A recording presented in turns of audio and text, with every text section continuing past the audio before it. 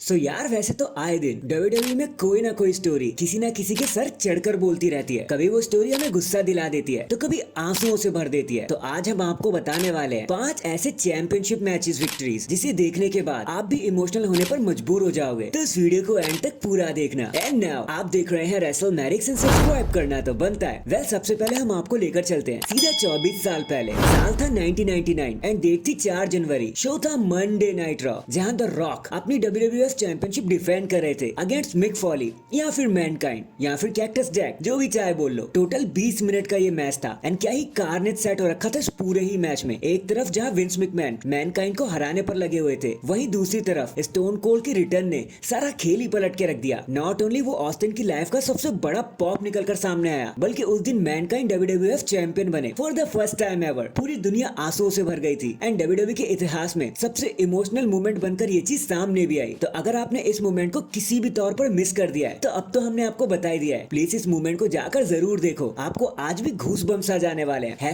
#Mankind versus the rock. Next अब हम आपको ले चलते हैं 2008 की तरफ। अर्मागेडन का ये शो था जहां पर एज अपने WWE टाइटल को डिफेंड करे थे ट्रिपल थ्रेट फैशन में against triple H and Jeff Hardy. और सबसे पहले तो क्या ही बेहतरीन ट्रिपल थ्रेट मैच था ये। स्टार्ट से लेकर एंड तक फैंस को अपने पैरों पर खड़े होने पर मजबूर कर दिया इस मैच ने। बट जब आधे घंटे बाद काफी मेहनत करी जेफ हार्डी ने और एक लास्ट वन टाइम बॉम्ब लगाया एज के ऊपर और उन्हें पिन कर दिया, सारे फैंस मानो पागल ही हो गए थे, अनग्लूड हो गए थे। Jeff Hardy first time ever WWE champion बने थे और जो सपना उन्होंने 15 साल पहले उस दिन देखा था वो फाइनली उस दिन सच भी हो गया था। हालांकि उनका टाइटल रेन इतना लंबा नहीं रहा, लेकिन इतना लंबा जरूर रहा कि वो लोगों को इमोशनल कर दे, वो भी इफेक्टिव तौर पर। #Jeff Hardy for the champion. इसके बाद अगला मूवमेंट आ रहा है रेसलमेनिया 22 की तरफ से। साल था 2006, जहां कर्ट एंगल अपने वर्ल्ड हेवीवेट चैंपियनशिप को डिफेंड कर रहे थे against Rey Mysterio and रेंडी Orton. Rey Mysterio royal rumble को जीतकर इस मैच में ऐड हुए थे और वो पूरी जर्नी उनके एंड एडी गुरेरो की दोस्ती को दर्शा रहा था। इस स्टेडियम में ऐसा एक भी बंदा नहीं था जो रे मिस्टीरियो को हारते हुए देखना चाहे। बट फिर जब रेंडी ऑर्टन को पिन करके रे मिस्टीरियो ने उस वर्ल्ड टाइटल को सबसे पहली बार अपने हाथों में लिया, हर कोई वहां रोने लग गया था। चावो गुरेरो, विकी गुरेरो, उनकी फैमिली आंसुओं से भर गई थी, क्योंकि उस दिन रे मिस्टीरियो का सपना तो पूरा हुआ ही था, बल्कि वो पूरी विक्ट्री उन्होंने एडी गुरेरो को ही ट्रिब्यूट में दे दी कि भाई ये सब आपके लिए। एंड इसे ही कहते हैं सच्ची दोस्ती। #Rey Mysterio and Eddie Guerrero. अब सेकंड लास्ट मूवमेंट को देखने के लिए हमें इतिहास के पन्नों को पलटने की जरूरत नहीं है, हमें सिर्फ 20 दिन पीछे ही जाना है। फिलाडेल्फिया